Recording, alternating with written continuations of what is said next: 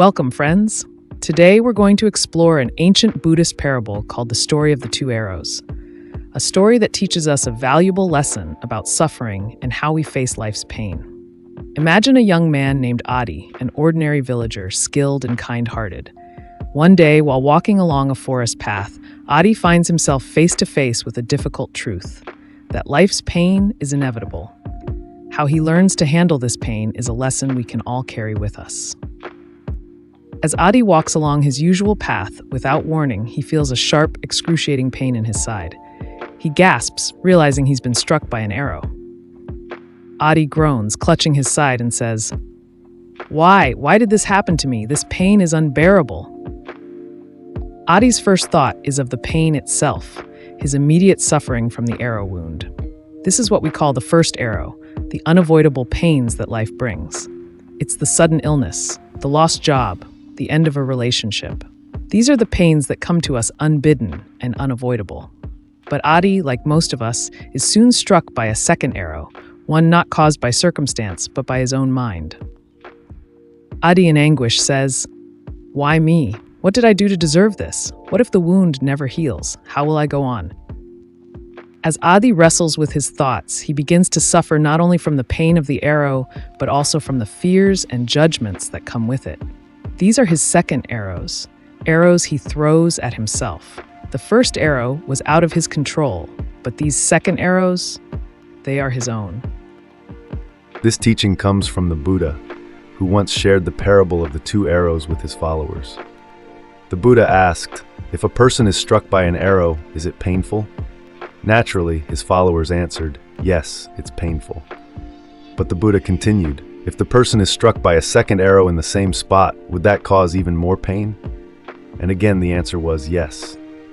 He explained that in life, we cannot avoid the first arrow, the natural pains that come our way. But the second arrow, the one of our own making, is optional. Adi pauses to think. So the first arrow is the pain in my side, but all these fears, these questions, they're coming from me. I'm causing myself more pain. As Adi realizes this, he begins to see the power of acceptance. He starts to breathe slowly, acknowledging the pain of the first arrow, but choosing to let go of the second arrow, the blame, the fear, the what-ifs. This story reminds us that the first arrow, life's inevitable pain, may be beyond our control. However, the second arrow, the mental anguish we add on top of it, is something we have the power to manage. It's not that we should deny our feelings or ignore our pain. Rather, we can choose not to amplify it. For instance, when we face criticism, a natural response might be to feel hurt or embarrassed. That's our first arrow. But if we begin to tell ourselves we're not good enough, to replay the criticism over and over in our minds, those are our second arrows.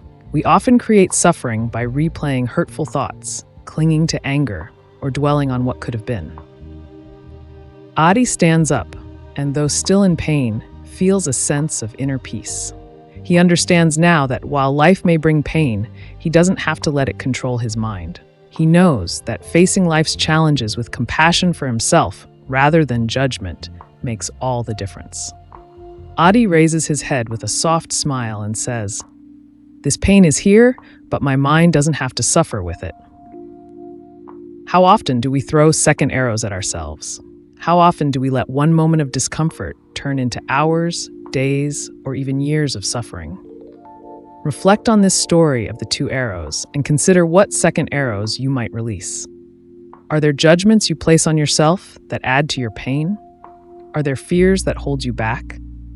Today, I invite you to breathe deeply and simply observe these second arrows without judgment. Imagine letting go of the added stories, fears, and regrets until only the first arrow remains, a pain you can face without resistance or additional suffering. And as Adi walks back to his village, he carries with him not only a wounded side, but also a lighter heart.